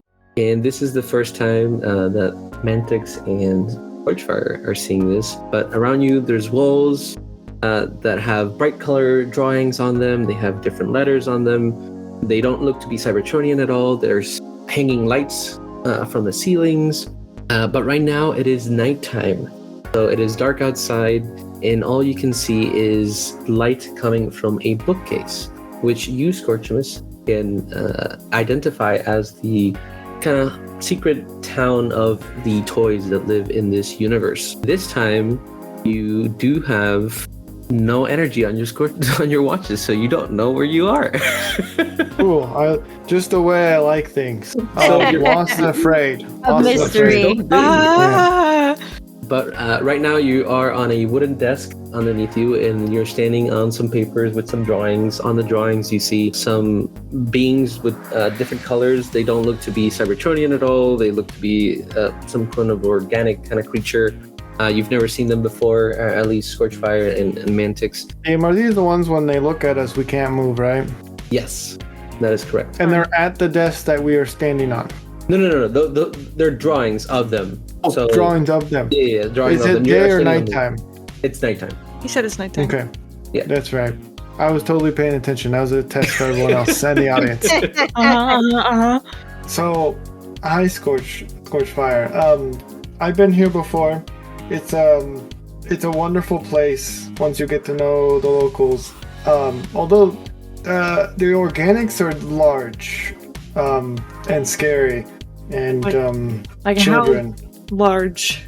So we're normally large where we come from compared to other organics. Here we're the size of like a small toy. Oh, Interesting. like a smolder, but smaller. Even smaller smaller. smolder? Yeah, a smolder, if you will. Smolder. Smolder. Wow. So, over there, and I point to where the light is coming from, that is where the toys are alive here. I should probably preference that. So I can only imagine what they go through on a daily basis. But that's where they hang out, and I think that's our first best bet of getting assistance. Well, you've been here before, so I trust whatever you've got to say about this place. I will let you then lead the way. DM, I lead the way. You lead the way. You first you get a rubber band, and you don't know, but it was like the closest thing you could find to rope or cable to get down from the desk without getting hurt. And so you start tying them, and then you manage to hook up on the corner of the desk, and you make your way down. As you land on the floor is carpeted. Last time it was not, so it's something new for you to walk on and feels a little bit different. It kind of tickles, and you make your way to the bookshelf, and you arrive at the entrance of the bookshelf. You can clearly see a little house that was in between some of the books, and then through that house you can enter into a little town that they've built. As they're walking over there, Mantix is going to say to Scorch, Well, I suppose if no one else can see or hear me but you, I can run recon. Oh, absolutely. That's wonderful. What does your recon look like? I mean, not right now. He's just looking around. It'd be more, if no one else can see or hear him, he's going to be pretty good at stealth. So he'll probably use it more, like once they get in the room, if he needs to look around or something, he'll probably go look around. He's just making a plan with her. Okay, but are you gonna walk in front of them to kind of go recon, or are you gonna? Yeah, he'll walk in front of them. I don't know That's if fine. a ghost can transform. I guess you could float, but I'm just trying to figure out. Yeah, he'll walk in front of him. Make sure there's nothing sketchy going on. Probably 10, 15 paces. Probably 10 paces would suffice. Okay, so you're in front of them, 10 to 15 paces, and you arrive at the bookcase. No problem at all. You did see a lot of the toys and plastic objects that the organics have in this timeline scattered around. Some of them have faces, but they weren't quite moving. There were big vehicles, and some of them squishy liquid in them with sparkle powder on them. So for the listeners, it would be glitter and glue inside of them. And you arrive at the little house that's in between the books, and you make your way through it, and you arrive at the little town, and you can see some old takeout boxes and some cardboard boxes, some pencil cases that have been used as shelter. So they look kind of little houses, and some of them have string lights, different colors, reds, greens, and oranges. Things have changed from last time you were here, Scorchmas. So they've kind of redecorated, and some things have got moving around. But you do notice one bot that walking in front of you, and it looks like they convert into a vehicle. And you know this bot to be Steve, and you met him before when you were here last. Oh, thank goodness, Steve is here. Steve, the one that can turn into a vehicle. One could say a vehicle, but that's okay. Wait, Steve is normal Cybertronian, right? Or is he a different Steve? This is a different Steve. This is different Steve. Okay. Oh, that's right. I remember this Steve. This Steve. Yeah, he's part of the Plastibots. And so, Steve, do you say Steve out loud? Yeah, I'll say Steve out loud. Yeah, so he's walking and he hears your familiar face, and he looks around. He's like, Scorchmas, you're back? How you doing, buddy? Well, It's adorable. I come with a friend. I point to Scorchfire. I wave. Hi, nice to meet you. The My more name is popular blue Steve. version. Hi, nice to... I'm trying not to laugh at Mantix's comment. Nice to meet you. Cool. Are you here for the event? We're doing the knockoffs versus I guess the legit ones again. You know, I love a good event. It's our annual event, and it's been at least 25 years since last time you were here. Oh goodness, that's quite some time. Unfortunately, I come with a huge favor to ask. Anything. What do you need? I don't know how much of this will be comprehensible, but so there's this guy, right? That used to be my boss, but don't worry about that. And he wants to consume everything. He's like way bigger than your alien guys, and probably scarier. Well, that's concerning. I was wondering if you and the legit bots would be able to help fight him. Scorch, help me out here. Don't worry, I got you. So you guys are having a fight, a battle event, as you put it, where you guys and the knockoffs are fighting, correct? Yeah, it's all for show and all for fun. Nobody gets hurt, except last time Scorchimus almost got hurt. But that was somebody messed with the scheduling, and the organics weren't supposed to be there, and so things got complicated. Well, you say it's all for show. Have you ever thought of trying a real fight? Oh, no. I would crack under pressure. My plastic is not very strong. It's kind of cheap. I would just crack. I glance to Scorchimus. I glance back. Well, are you tired of fighting the same fight over and over? I don't know. It's pretty fun. I look forward to it. We've won the last few years, and it feels nice having that championship belt. How's Johnny doing? Oh, Johnny's doing pretty good. He got a new leg. Oh, did he? Yeah. I got shown my new arm. Oh, I see. Oh, You both are almost matching. He also has a mechanical leg. so wow. Let me see if I can find him. Is it purple? Nice. Or indigo, should I ask?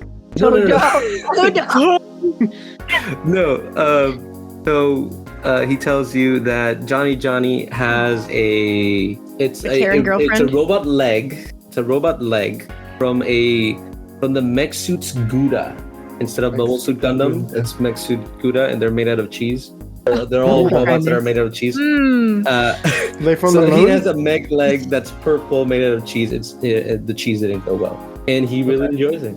Can we talk to Johnny? He will point to a bot that's nearby, and he will ask them to go find Johnny. He's like, It'll be quick. He was just around the corner. So we'll get him here. as you stand there, Steve looks at you, Scorchfire. He's like, haven't I seen you before? I look at Scorchimus and look back to him. Oh no, not this again, I say, Scorchimus. What? Wait, what? So, they had this commercial, you see, Uh-huh. where I'm a redeco and a mold that is loose and not as good as the original, and you're the original mold. And I'm sure he's referencing this YouTuber who did can I say YouTube? This video reviewer YouTube? who did a review. Am I correct, Steve? That is correct. I knew I'd recognize you. You are awesome. I'm sorry, Scorchimus, but the reviewers don't lie. The reviews don't lie. That's right. No, I've seen our reviews. She blushes and covers her cheeks like digs. Has anyone been to the Sandbox recently? There was a few years back. There was a party at the Sandbox, and then we boarded up and kind of covered it. We found a very gruesome scene there, and we decided to just not have anybody participate in the Sandbox anymore.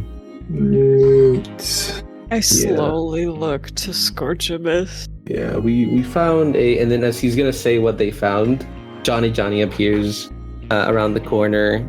You see this very buff, tall. He's wearing shorts. He's gonna go to the beach. He doesn't have a shirt on. He has the mechanical cheese leg that's purple, and he comes up and he looks at you, Scorchimus. He's like, oh, "Bro, you're back. How you doing, bro? Oh, nice leg. Thank you. Nice arm. Stand up. Yeah. Oh, Can I shake your arm? I'd rather you not shake the creepy one, but you can shake the nice one. Grabs your arm, he kind of pulls you in and kind of gives you a big hug. I missed you, bro. Miss you too, bro. Hey, so, I have this thing I need to ask. Yes, anything, bro. I elaborate the whole thing I told Steve, so we don't have to do the whole thing again. He listens to it. You see him kind of thinking, with his arms that don't really bend because they're just kind of at an angle already. He says, "You know what? For a radical, I guess he would call you a toy. For a radical toy, for the most radical toy that I've ever met, I will be there for you, bro. I will help you out, bro." Thanks, bro. And if there's anyone else that you know that would help, that would be, helpful, bro. I will get the word out, bro. He starts running out. He goes to a few seconds pass, and you can hear the intercoms that's in the classrooms, and it kind of does the little squealy sound, and he starts telling all the information how his best bro needs help, and we need to help you. I lean towards Scorch Fire. It helps being brolingual. I guess so. And you see some bots in the crowd start kind of whispering and being like, "Oh, did we really need to?" And after a few more minutes pass, you start hearing the and you see just an armada of buff soldiers arrive with their plastic tanks and planes, and they're reporting for duty as they get ready to join you in your mission. My Primus? Are we sure they'll be able to participate in the mission if they're made of plastic or whatever else they're made of? Their structural integrity might be limited. Well, they might be maybe a little more fragile, but if they're small here, they'll be big like I us see when what you we go say. back. So maybe that'll give them a bit of a boost. I don't know. It's Maybe worth a shot at this point. Anything to stop Unicron.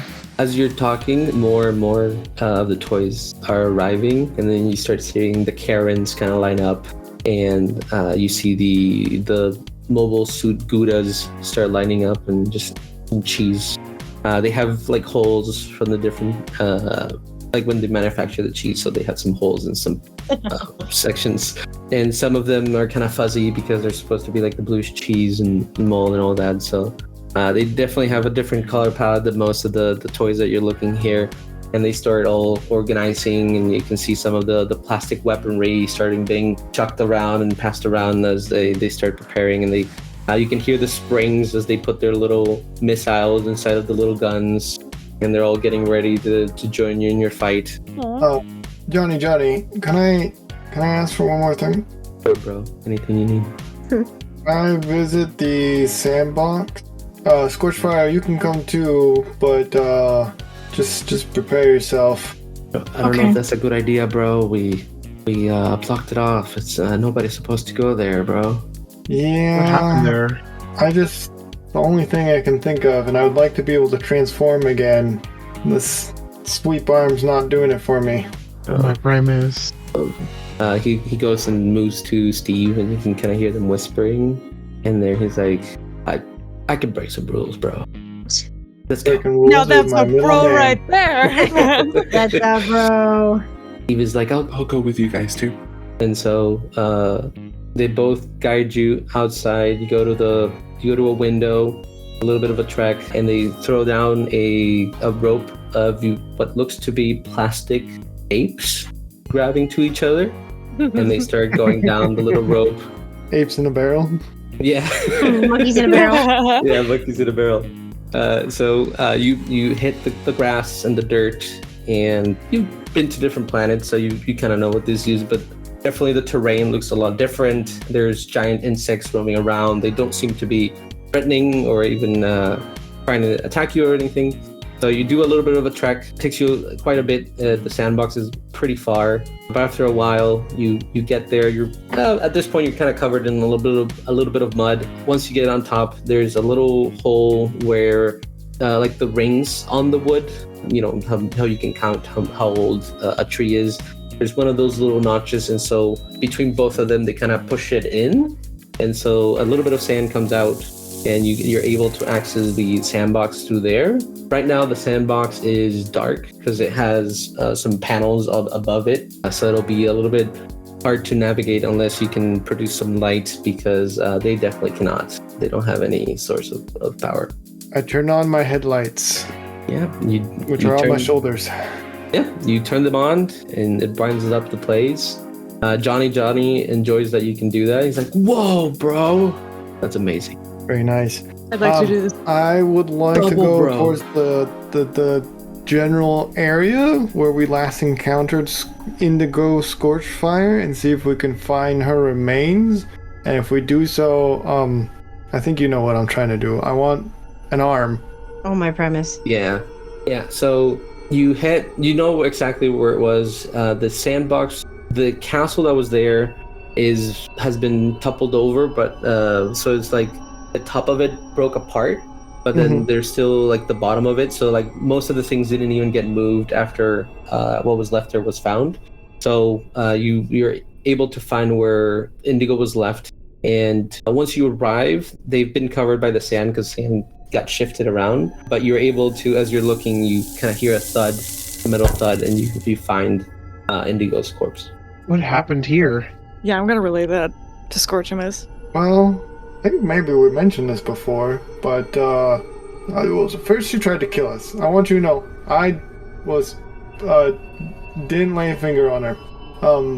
That was mostly Allegory and Domina, but I guess we tried to save her, and I guess she felt saved in the end. But as he's telling you this information, he's moving kind of sand around so that he can kind of reveal more and get to the arm. So before you, on the floor, Scorchfire, is what looks to be a bot very close to how you look, but they're grayed out in appearance. It kind of gives her a shiver, but she's gonna kneel down and she's gonna help Scorchamus move some of the sand. If you feel that she was saved in the end, then I think you did what was best. I just give a soft nod, and I guess when the arms open, I'll tell Scorchfire, be like, "This might be a little weird," and I shove my blizzard blade in the socket and try to dislocate it, and I'm going to try to, I guess, replace my sweep arm. I'm no mechanic, but I'm sure if I at least bring it back with us, Grease might know a thing or two. Yeah. While they're doing that, I'm gonna keep guard. Okay. So I'll do two things. First, roll me a wisdom to see if you can connection point and kind of remove it without too much damage. I guess wisdom or intellect. It would choose wisdom or intellect. Well, the 10. I mean, it's his arm. It's his it's arm, so he should know where it is. It's like the same. And cut here. I point to my own arm. The ghost spoke for you. Give me advantage. I'll give you advantage. Okay. And then the other thing I was gonna say. Not better. 10. Oh my goodness. You have inspiration. I have none. I boy. have no inspiration by the gods. Scorchfire's helping. I got 2 inspiration. Can I give him 1? Sadly, that's not how that works. But Cred. you do have 2 arms. Well, I guess one is only right. But Take I don't want your 2 arm left and then hands. switch the hands from that arm to the arm. So with the 10, given the knowledge that is your own, similar to your body, I would say it has minimal damage. When Grease connects it, it might feel a little bit sore and stiff for a bit until it kind of realigns. Yeah, I'll take that. That's better Than not having an arm. Yeah. The other thing I wanted to say is, as you guys have been walking in the sand, for you, Scorchfire, you don't see any footprints from Mantix being represented on the sand. Wow. Oh, That's sad. so rude. When you walk Why do on you do the this to beach, me? there are 2 sets of Stop. footprints. Mine and yours. Mantix doesn't exist. I want to Mine and the cry. ones the water took away.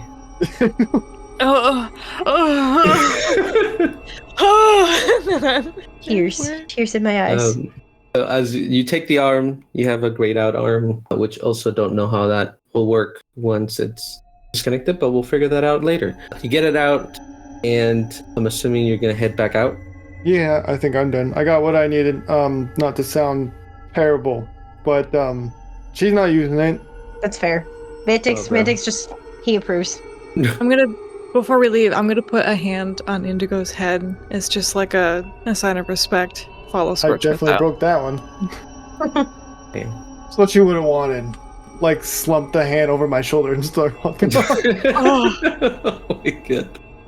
You have your moment, and you cover her up, or at least Steve and Johnny help you cover Scorchfire, Indigo Scorchfire.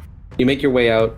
You rendezvous with the army you've amassed of plastic action figures, and like clockwork, the portal opens back up at the desk, and you all make your way through it, which hopefully we'll see how that affects Leech, if not in the next episode, because that's a lot of bodies.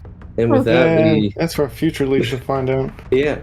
So as the army slowly goes through the portal that you've created, because there's a lot of them, you start hearing tears, a bunch of tears happening. These are tears that you know quite well. You've seen them a lot, and they are sweeps that have begun to start infiltrating this timeline to be consumed. That's great.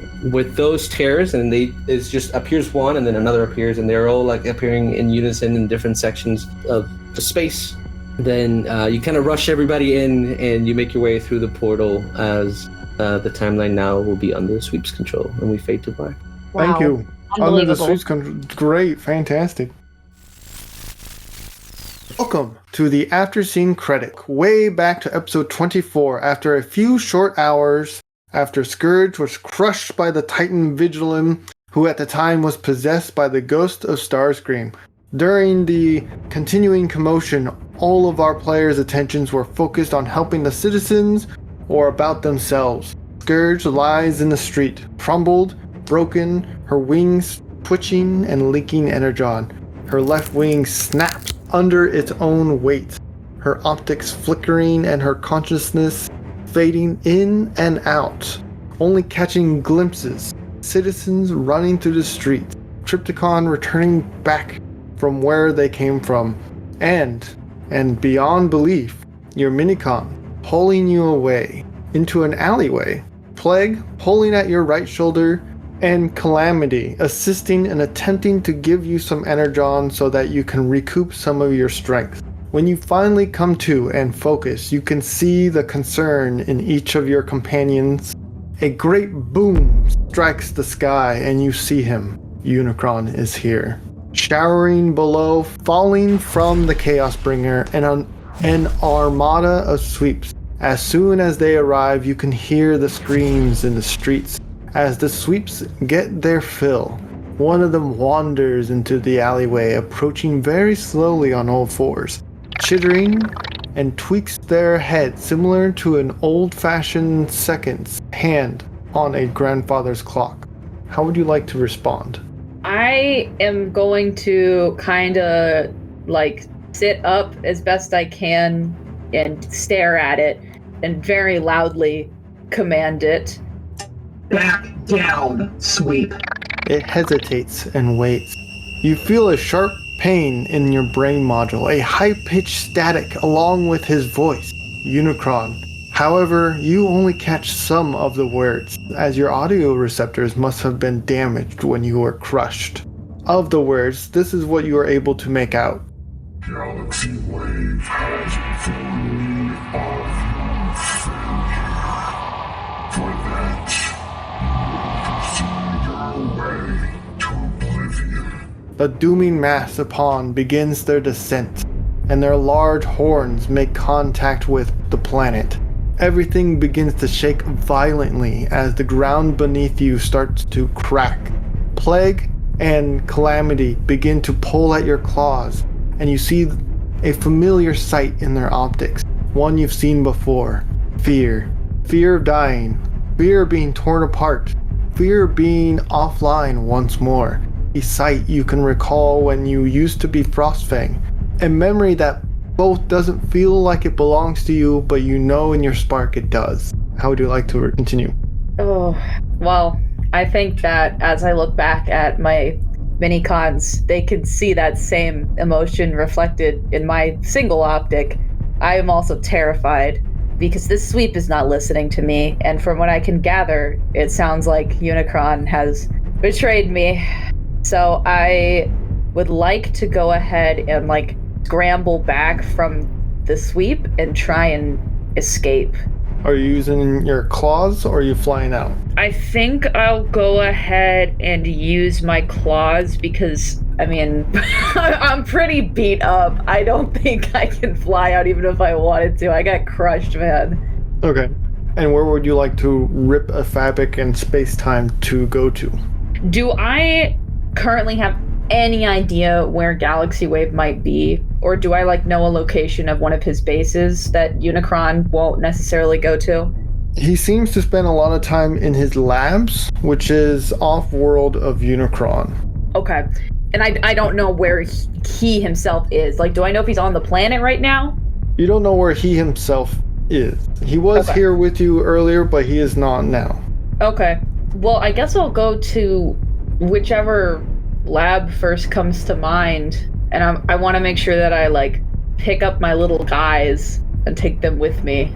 They crawl up your shoulder and you claw into the fabric of space and time and you run through just as the sweep lunges. This is when you enter a dark lit room. And on the slab, in the center of this room, there's a single light lighting up the slab. It is a mint green bot with purple accents on their legs, some shoulders, a visor. This is Synthwave. They are strapped down. They have been dissected in some way, but still being kept alive, but they seem non-responsive to everything. On one of their wrists is a TBD watch. Oh, I think that I'll kind of approach, and I'm conflicted because, this is Synthwave, and I remember her from when I was Frostfang, but Synthwave isn't my friend as Scourge. Mm-hmm. And I just kind of, I don't touch her, but I let my hand kind of hover over her. Oh, Synthwave, what has become of you? Does that TBD watch look like it's actually working? It looks like it's working. It has 5 notches on it, fully lit. Oh. You said she's dissected, right? She's not getting up anytime soon. She's not gonna get up without some extreme pain, but it looks like whatever sedative she has her almost conked out. Her chest is split open, her spark is exposed, as if someone was digging in there to find something. And I can assume that was my homeboy, Galaxy Wave, right? Yes. Okay. I think I'm gonna go ahead and just pocket that watch. Okay. Because if she's not using it, so yeah, I'll take that. And the moment you pocket the watch, you hear footsteps behind you, and then you hear him, Galaxy Wave. I'm afraid you've seen too much. Oh, that's not great. You hear his blaster powering on. Can I preemptively dodge? You can preemptively dodge. I'd like to sidestep. All right, I'm going to make you roll an athletics with disadvantage because you are severely damaged. I got a 7. You got a 27. Yeah. The blast ignites. Fortunately, or unfortunately, however you would like to see this, it makes contact with a Minicon rather than you. As they jump and leap in the pathway to keep you alive. And when they jump and leap, they're facing you. They're not facing Galaxy Wave. And you can see the care and concern in their optics before they are completely obliterated and wiped away from the existence. What? Which one? Calamity. Oh, no! Calamity! This is so sad. I'm angry now. Scourge is upset. Okay, can I attack back? You are severely weakened. You can. I'm not saying you can't. I'm just giving you what you would have at the moment. I should probably flee with the watch I just got. Okay, I'd like to tuck my other Minicon into its slot. Okay. My final remaining plague, my last child. Tuck and plague away. and I'm going to. Man, Calamity was my medic too. Okay. All right. So I took Plague away, and I look at Galaxy Wave with like hatred and disgust, and I reach down and I slap the watch. I want to leave. Mint green and sky blue particles surround you, and then whomp, you are gone. You do not know where it leads, but we fade to black. Stormburst here. Be a guiding light for others. Next time on Transform and Roll Out. Hey, Delina, that went a little bit far. Just a little bit, but like I like where your headspace is at. Smolder, what's your response here? For starters, that was a really good Smolder impression. I just want to let you know. Thank you. I've been practicing, mostly in the showers. This doesn't happen because he cannot see Mint. Right. I thought we were talking out of character. My bad if it was in character. No, I did it in character. I'll be back. Stormburst, if I die, remember this is your fault. What? Oh, Really? He said that's nice. Tell him I think it's ugly. I worked very hard on it. Thank you. Oh, Fire. I'm sorry. Anyways, we're gonna head into the building.